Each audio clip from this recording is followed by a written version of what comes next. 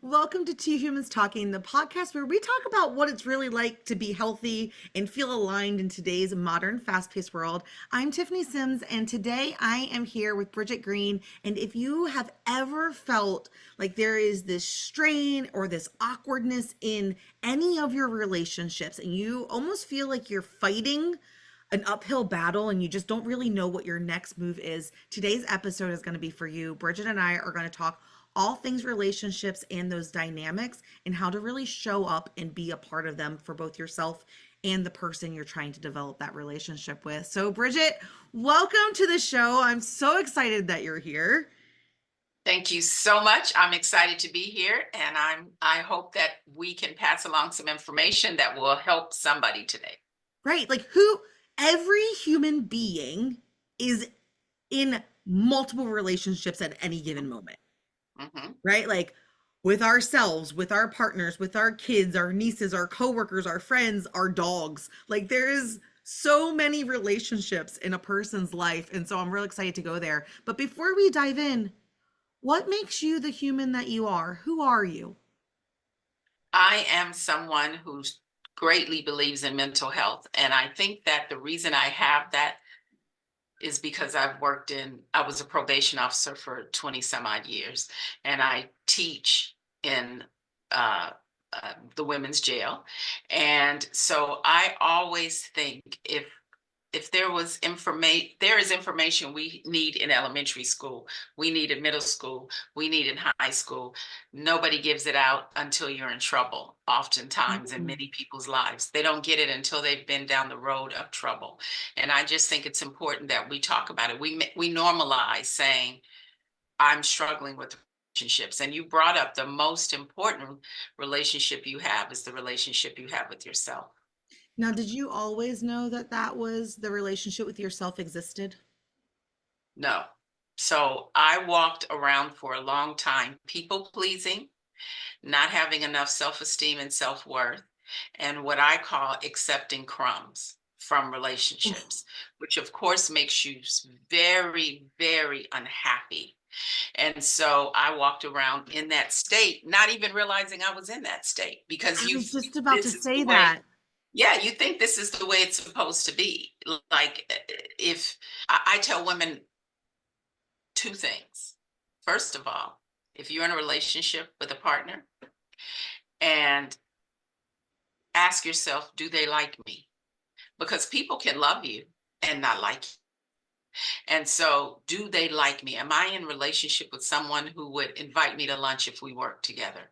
Or am I in relationship with somebody who would avoid me in the hallway? And a lot of times people will find they're in relationship with somebody who does not like them. And that's so painful. And so often we don't even ask ourselves that because that is too painful. Or And I, even you can care for someone, you can really care for someone and not like them. Mhm.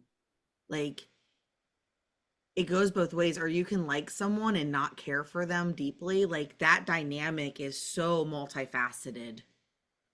And people often think because someone says love you that they like you, and they don't. And if they don't like you, they will mistreat you. And so you have to be very aware of that. And I also say to people, if I told you last night I had the best dinner ever, I made the best spaghetti I ever made, and I'm going to give some to you, and I gave you a pasta noodle that was this big on a plate, you wouldn't accept that from me. You would be insulted, but you'll accept crumbs from people you're in relationship with. Mm. Why do we do Hold that? on, time out, Bridgitte. I had asked, I was said, had you always known that the relationship with yourself existed? And we started talking about outward and like the healing message for other people. Let's talk about like how did Bridgitte Green, learn that there was even a relationship to have with herself? You know how I learned? I got out of a relationship that I had been in for 20 years. It started coming up for me that I wasn't happy and I deserve to be happy. And that may sound odd to people. What do you mean you deserve to be happy? We all know we deserve to be happy. You don't. Or you pretend you're happy because it's easier. And so the way I worked on it with myself was those things just started coming to me, like observers, and think they seem so happy, but I'm not happy. So why am I doing this to myself? What is it that doesn't make me happy? And when you write that, actually put it on paper, that can be like a real awakening. Like, I'm in a relationship with somebody and I'm not happy, and I haven't been happy for years. So why am I in the relationship? Then you have to ask yourself that. Do I value myself?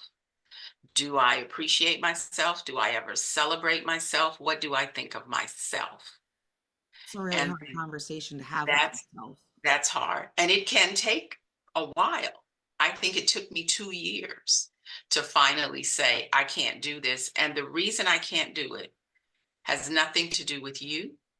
It has everything to do with me. I can't be the person I have been in the past, and you won't accept the person that I'm becoming. That person you won't want to be with. So let's end it now. Yeah. I know Yes. for me, one of the hardest moments of my life was realizing I'm a strong, independent woman. Like, I know who I am. I created a really great life and career for myself, and I'm in this very dynamic relationship, right? And the day that I realized that I had been dating a narcissist, and the amount of abuse, verbal, nonverbal, emotional, that I had been allowing without even noticing, Mhm, broke my identity of myself. One can feel the mhm, tears.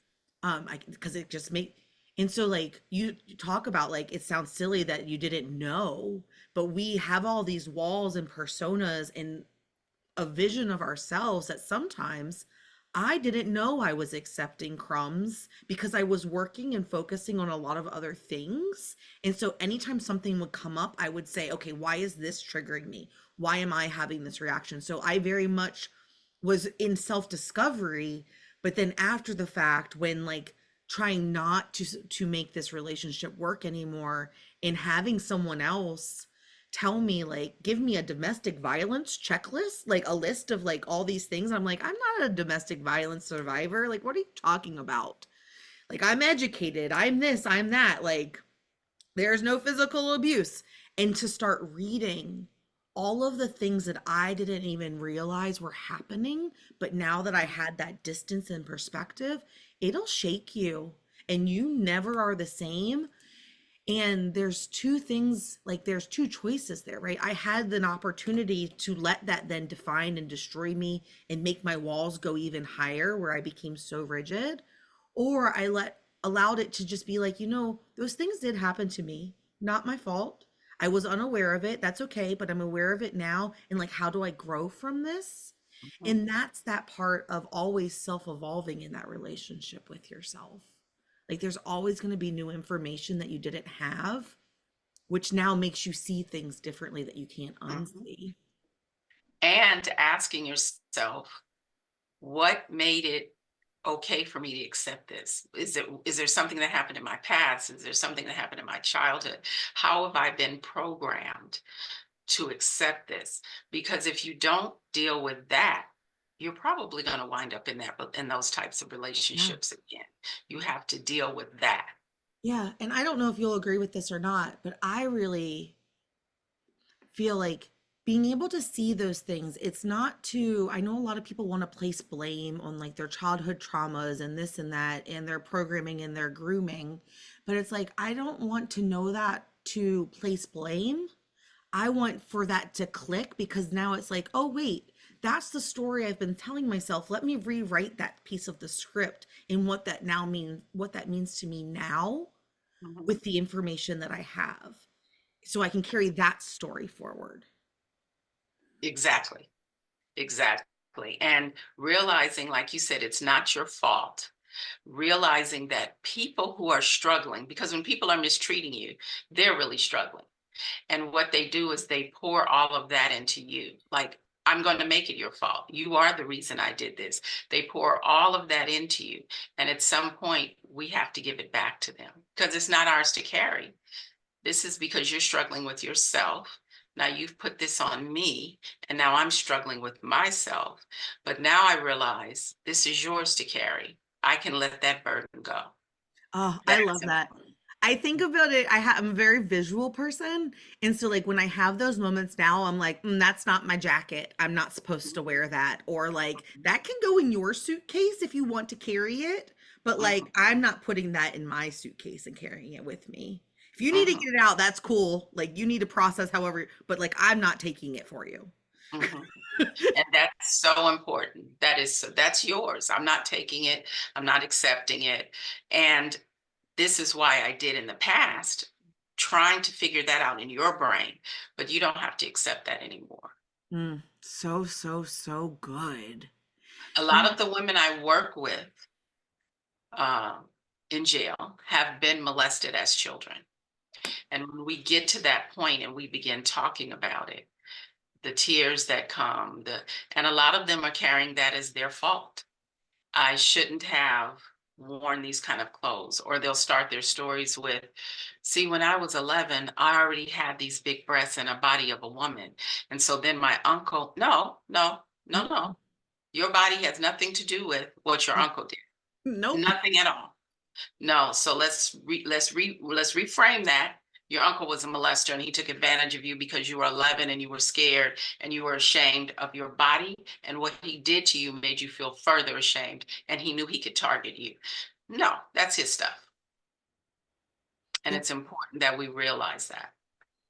And you know what? Another piece of that puzzle that was really important for me to learn was there's so much self power in being able to recognize those things and not needing to throw it back to the other person. Like, you just, like, you can, the dropping it exactly where it lands and Hmm. walking away. And if it finds their way back to them, great. But, like, it's not my job or responsibility to set them straight.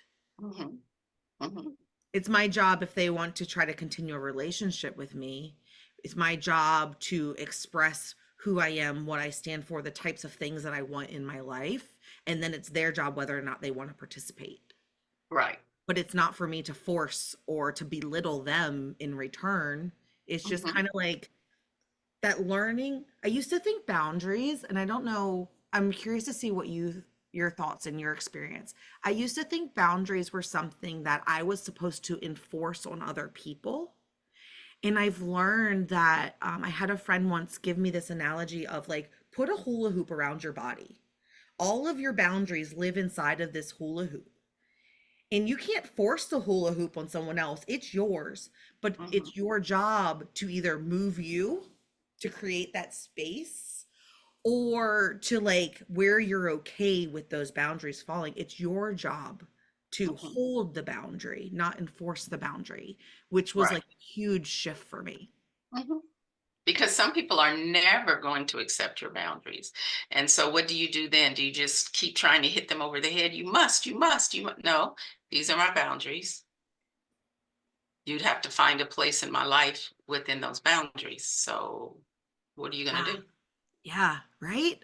Like, and it's like, you can be the villain in someone else's story without ever actually being a villain, Hmm. because everyone gets to write their own story, but their version of you doesn't define who you actually are. No. That was another big one for me too, because I walked around, and I still do. I still struggle with it, where I'm always worried about, like, how other people are interpreting my actions and if they really get my intentions, and having to be like, time out, Tiff. Like, what other people see and do really do not define who you are.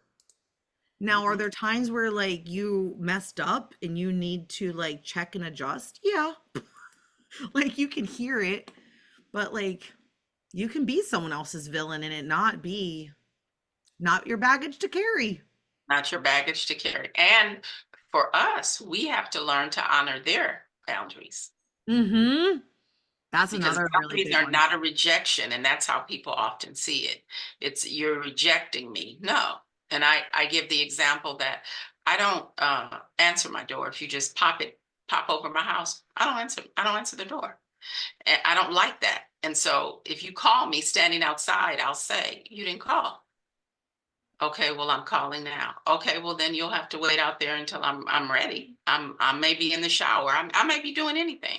You'll have to wait because you know I don't do that. Anybody who knows me knows I don't do that. It makes me uncomfortable. And so I have to hold that boundary, even though sometimes the person standing out there is close to me and is like, you're being ridiculous. No, if it's not an emergency, you'll have to wait until I'm prepared to open the door. You can wait or you can drive away. That's up to you. Now, Bridgitte, how do you talk about like, because we all talk about self-awareness and self, like the relationship with yourself and how you honor yourself. But how do you talk about showing up and how you honor other people's boundaries that make you uncomfortable? Well, first of all, why does it make you uncomfortable? So if a person says, um, let's just use an easy one, don't call after 10 o'clock. You get off of work at 9:45 and they said, don't call after 10 o'clock. Why does it make you uncomfortable to wait? Or since you know your friend doesn't want to call at 10 o'clock, why couldn't you do something else? Call earlier while you were still at work. Why are you pushing their boundary instead of adjusting yourself, making that adjustment for them? Is this not a person you think is worth the adjustment? Mm, So you have to ask yourself, what is the importance of this relationship? Why am I pushing against their boundary? mm. How do you handle the space between their boundaries and your boundaries? Not. You can talk about it. I had a friend who had gotten into the habit twice on the phone of talking down to me, negative to me, raising her voice because we were going back and forth about something. But that type of voice, the way she was speaking to me wasn't it made me uncomfortable. And so I let it happen twice, thinking maybe she had a bad day. You know, we make excuses for others. And then finally I said, and we've been friends literally since we were like 2 years old. And finally, the next time she did it, I said, well, I just need to tell you, I can't accept that. I can't accept that. And my reasoning was that I was raised primarily by my grandparents, but my mother was a yeller. She yelled, she talked negatively. And when my friend was talking to me like that, it took me back to that spot. So first of all, I had to figure out, why is this having such a great effect on me? Why don't you just tell her, whatever, shut up, don't, why is it really bothering you? And then I realized, well, why it was really bothering me. And I said to her, I'm not going to be able to accept you speaking to me like that. And so you have to make a decision. Either you can speak to me the same way I speak to you, or we can never speak again. And remember, this is a long-term friendship. And she said, what if I told you that's how I talk to everybody? And I said, I'll respect that, but you won't be able to talk to me like that. So you're going to have to make a decision, because this is where I draw the line. It's all in your lap now. You have to make the decision what you want to do. The important thing was realizing why this was affecting me like this, what I would accept, voicing it, which is what we often have trouble with, and sticking to it. And so we don't have that problem anymore. Right. And that goes, and that went both ways of her being like, hey, her sharing the same something similar with you and you going, you know what, that is who I am to my core. So like if this is going to be a problem, then like I bless and release this relationship, thank you. Right. Because Mm-hmm. I think that's the piece that a lot of us miss, because we just want to be loved, we want to hold space for ourselves, and we want other people to care for us in the ways Mm-hmm. we want to be cared for. And being able to recognize that not everyone, that people can love you a lot and still not be able to give you what you need, Mm-hmm. is really hard to sit with. Like I'm Mm-hmm. getting teary-eyed thinking about that, because that's very real.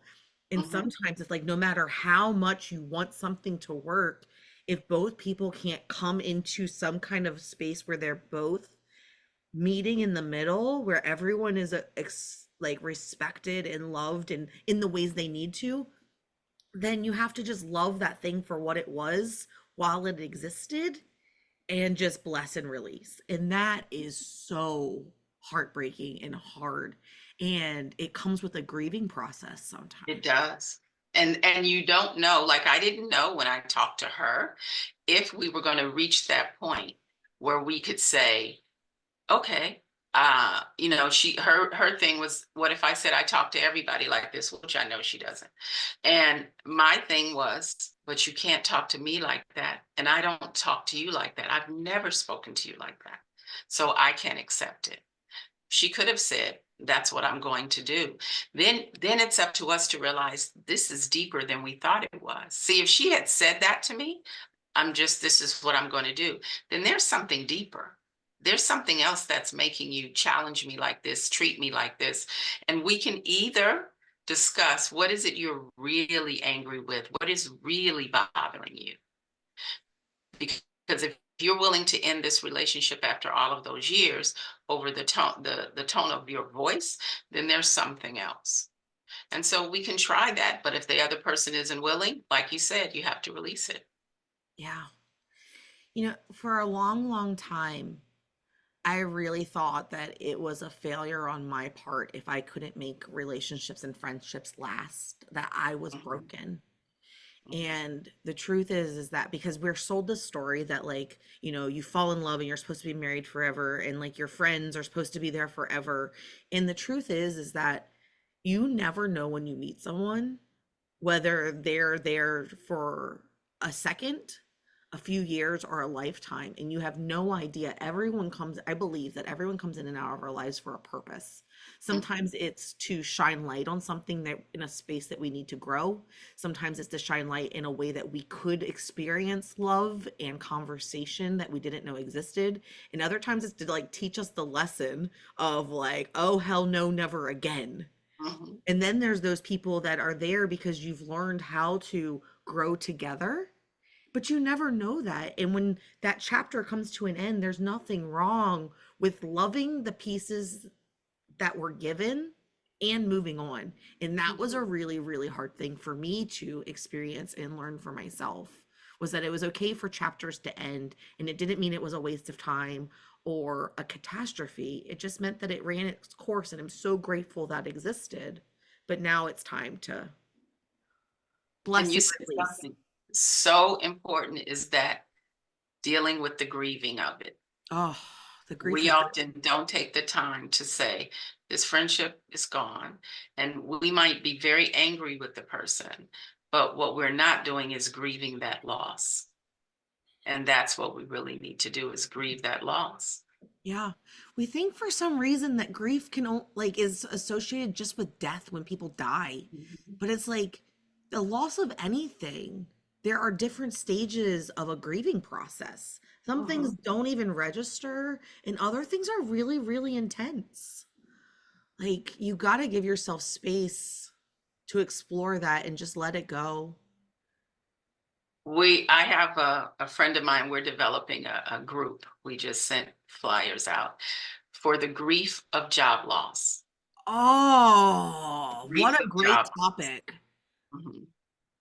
Because when you lose a job, that's grief. It's grief because you don't have money coming in.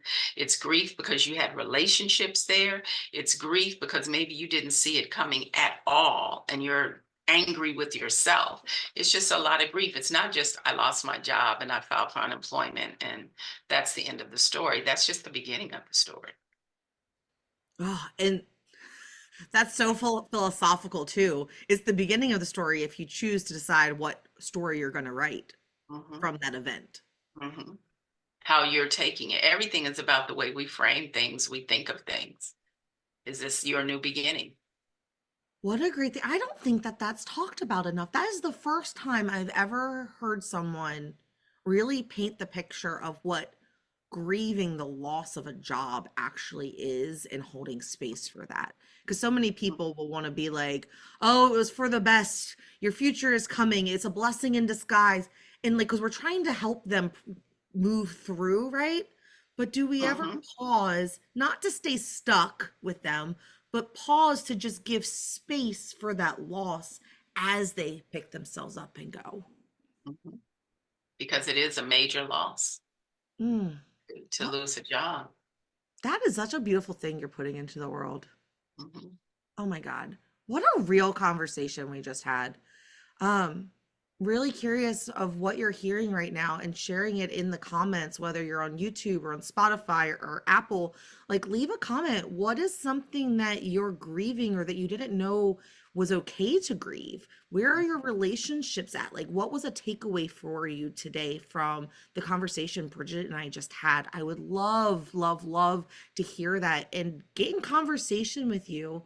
One of the big things about this show, as I shared with Bridget before we hit record today, is like two humans, like we are two humans floating in this universe. Like, how do we connect? What kind of conversations can we have? And if we're all not getting a part of the conversation, then I feel like I'm doing a disservice by not opening up that channel. So I would love for you to leave a message. Bridget, as we're wrapping up, is there anything that is on your heart that we didn't talk about that you want to share, or any final like message you want to leave with the woman listening to us right now? I would say as you develop relationships, make sure you have a good relationship with yourself. Make sure you're ready to have a relationship, whether it's a friendship, a co-workership, or a romantic relationship. Are you in a place that you're really ready to have that? And we do that by healing from our previous relationships. So if you were moved to another section at work and now you have a whole new group of people, mourn those old people and then prepare yourself to develop those good relationships with these people. We have to heal. And I think the biggest thing that I tell people all the time, and the world would be so much better if we could all do this every day. Walk through life as if everybody you meet is hanging on by a thread. And all you're doing is offering them kindness. It can be just a smile. You're offering them something. So if they're hanging on by a thread, it makes that thread a little easier to hold on to. So if somebody's backing out of the parking spot and they're doing it too slowly, it's no need to shake your fist at them. You, they may be sitting in the car crying, and that's why they're backing out slowly. If we could all treat each other like that, the world would be, it would just be much better. Oh, what a beautiful, beautiful message. How do people connect with you, Bridget? You can connect with me at Bridgitte Green therapy at gmail.com. So Bridget is spelled Bridgitte, green like the color, therapy at gmail.com. Just send me an email and we'll get a discussion started. Oh, beautiful. Thank you so much for being here. And with that, I will see you all next week. Bye bye.